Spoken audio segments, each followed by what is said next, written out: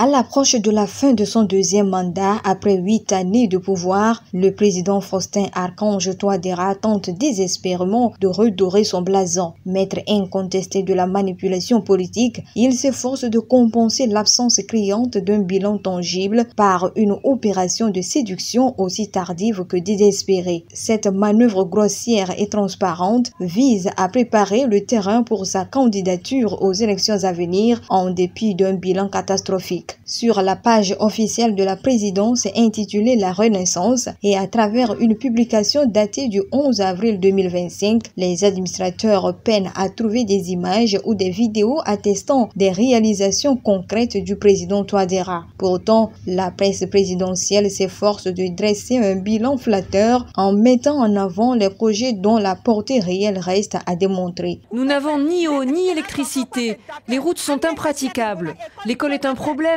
Nos enfants deviennent taxi-moto ou militaires, faute de perspective. Une analyse critique s'impose pour dévoiler la supercherie. Le gouvernement se targue d'avoir fourni de gros efforts dans le domaine des transports et de l'équipement, conformément à la lettre de mission reçue du président de la République. Cependant, la réalité sur le terrain contredit ces affirmations. Les routes sont en état de dégradation avancée, les infrastructures sont inachevées et les projets annoncés peinent à trouver des financements en raison de la gabegie financière et de l'opacité de la gestion des fonds publics. Le gouvernement doit réhabiliter cette route. À chaque fois quand il pleut, on a de difficultés de circuler librement. Vous avez 3 voies. Une voie exploitée par les gros camions, l'autre voie est déjà abandonnée, la troisième voie est destinée pour les petits véhicules. La route, c'est le chemin du développement, de la croissance. Et quand il n'y a pas la route, c'est le sous-développement. Plutôt que de transformer les richesses naturelles de la Centrafrique pour développer le pays grâce à des ressources propres, le président Touadéra préfère céder des richesses aux mercenaires du groupe Wagner et aux Rwandais. Ces derniers lui promettent de l'aider à garder le pouvoir éternellement en échange de l'exploitation des ressources naturelles du pays. Cette stratégie de cession des richesses nationales est non seulement une trahison du peuple centrafricain, mais aussi une menace pour la souveraineté et l'intégrité territoriale du pays. La gabegie financière et l'opacité de la gestion des fonds publics sont les principales causes de l'échec des projets annoncés par le président Touadéra. Les institutions financières internationales ont fermé la porte au régime en raison de sa mauvaise gouvernance et de son incapacité à rendre des comptes. Le président Touadéra et son parti, le mouvement Cœur Uni MCU, sont isolés sur la scène internationale et leurs tentatives désespérées de séduction ne trompent personne. Il y a les gens qui meurent, il y a les rébellions, il y a les braquages, il y a les détournements d'argent, tu vois.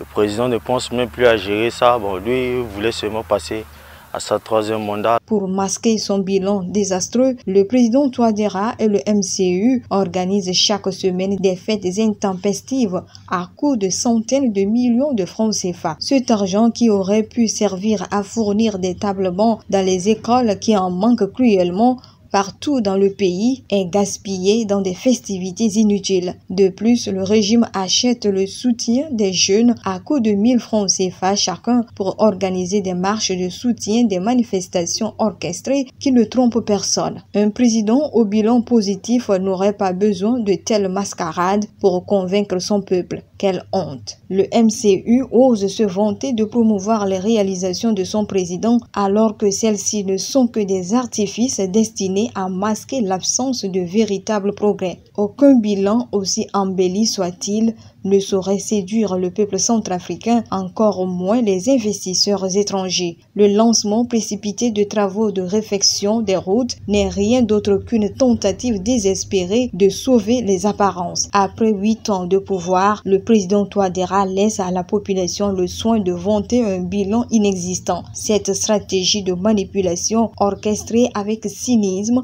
ne fait que renforcer le mépris du peuple centrafricain pour une gouvernance opaque et autoritaire. Le peuple centrafricain mérite mieux que des promesses non tenues et des projets inachevés. Il est temps de lever le voile sur la réalité du bilan catastrophique du président Touadéra et de réclamer des comptes. Le président Touadéra et son gouvernement démontrent une fois de plus leur irresponsabilité et leur déconnexion des réalités du pays. En préférant organiser des fêtes somptueuses et acheter le soutien des jeunes plutôt que d'investir dans l'éducation et des infrastructures, ils trahissent la confiance du peuple centrafricain. Cette gouvernance fondée sur la manipulation et la corruption ne peut que mener le pays à la ruine.